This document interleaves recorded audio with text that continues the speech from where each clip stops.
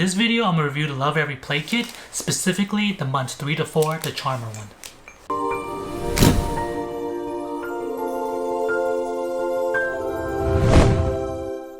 So we got the kit a couple months ago, and Alistair's been kind of playing with most of the toys for about 2 months now, and I thought this would be a perfect time for me to review for you what I thought about this kit. If your child is in months 3 to 4 but you're still interested in the play kit, they actually make many different age ranges. I actually also reviewed the months 1 to 2 in this other video up here. Alright, let's talk about the individual items that you do get inside the Lovevery box. Of course, the main item is more important is this play guide right here. This play guide basically teaches you how to use all the items that I'm going to be going over here today in much more details. Alright, so one of the first items you're going to see when you open the box is going to be this mirror that I have back here. It's actually one side is a mirror and the other side is this black and white contrast, which like looking at, as you can see, Alistair's pretty much staring at it right now. Alright. So what I like doing with this actual mirror side is I like putting it like how I had back here and just kind of have Alistair play in front of it, and he'll kind of look at it once in a while and kind of spark conversations with himself. That's what it's meant for to do. He hasn't had too much conversations with himself yet. However, I do like that the mirror is here for him to just have something to look at while he's playing with his toys. I do think at this age that Alistair isn't recognizing his own face yet, a reflection yet. However, it's still something good for him to look at, and it sometimes does kind of get his attention, and he's always kind of very interested in looking at the mirror. The next item inside the box is going to be this little soft booklet. It has a bunch of different activities that the baby can keep interested in.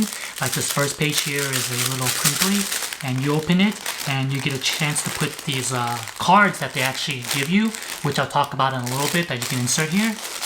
It's nice, like each one of them is very different. Like this one right here has a little squeaker, this has a little bell, and then this is just for them to look at and play. The next page here is actually really nice, that it has these little strips of fabrics here that are different textures, just so the baby can just get used to, you know, feeling different textures. And just like the first box, they actually include these kind of like index type cards for high contrast that children's like looking at, especially this age group. They're a bit more complicated than the cards that are included in the box 1 or 2, and you can just kind of slide them into this booklet however you want, mix and match, so that your child doesn't get bored of a certain design. Another great thing is they actually include a kind of like a mirror-ish card. It's not an actual mirror, it's like cardboard that has like a reflection on one side of it, and you can also insert it into any of these slots here. And it's really nice for the baby to look at themselves. Alright, now let's move on to another item. So here you get a little crinkly type toy. It makes a little crinkly noise. It does have pockets for the child to put his hand in. As you can tell, all babies do like these kind of crinkly toys. He likes using his hand and kicking with it. So he gets pretty interested in playing with this. So here we have a little soft donut circle. I did find that Alistair initially was not very impressed with this one. He liked the other items inside this box a lot more. However, now that he's got to know her, he's pretty much likes grabbing anything and putting it in his mouth. I think he's really enjoying playing like this. Usually I try to focus only on one toy at a time, as that way he doesn't lose focus and loses concentration and try to play with too many toys at once. Alright, the next two items kind of go together. They're more donut type rings. This one is a hard plastic one, and this green one is a soft silicone style one, and it has this little crinkly toy that's here. You can actually remove it and just kind of interchange it between the two toys depending on which one your child likes more. On this toy, I did find that it was better to match the silicone ring with this yellow crinkly thing, just because if you do it this way, it's actually a little bit harder for him to untie it.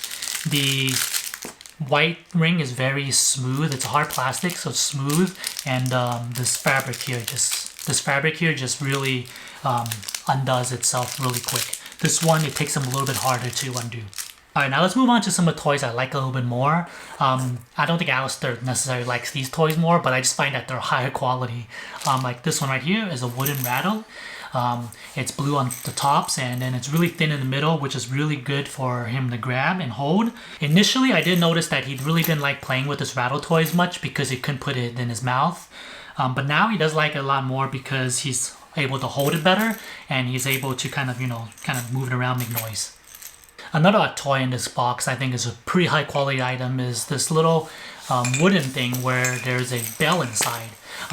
Believe it or not, this thing's actually pretty sturdy. Alistair has probably dropped it several times now from at least 3 to 4 feet from the couch, and it has not broken or even cracked yet. And this one he actually is very interested in. This wooden toy is another one of them toys where he kind of learns the cause and effect of him moving his arm. It causes this bell to move. And I like this one a little bit better than a Rattle because it's actually easier for him to pass it from his hand to his other hand. So one of the last wooden toys inside this kit is this hand-to-hand disc. It's basically for them to practice this pinching motion like the one I have right now. Alistair personally isn't too good at this one yet. He's not able to kind of pass it from hand to hand as well, but he will take it if I put it in front of him. So one of the last items inside this kit is this little pouch here. It actually fits almost every single one of the toys besides the booklet and the mirror back there. Everything else fits nicely in here, which is actually really nice because as you can see, a lot of these items are really small and easy to lose. And this just makes it a nice place for me to put everything and not worry about losing any of it. So overall, I'm actually really impressed with these Lovevery kits. I like both the first box, the 1 to 2, and this box, the 3 to 4. It comes with a lot of toys. They are quite expensive though. Each box averages out to be about $80, which is, if you think about it, is a lot of money. However, I do think that it's well worth it maybe if you only buy maybe just the subscription box for your child and don't buy anything else for them, because I think this is actually probably enough toys for your child to play, especially at 3 to 4 months. And it's actually really good just to kind of rotate the toys so that they don't get bored of just playing with one toy over and over. Let me know down below in the comment section if you think this play kit's actually worth the amount. And make sure to subscribe to my channel because I'm actually going to compare this Lovevery kit to the KiwiCo kit in maybe next couple weeks or so. So you don't want to miss that episode. And as usual, if you like this video, give me a thumbs up and I'll catch you next time.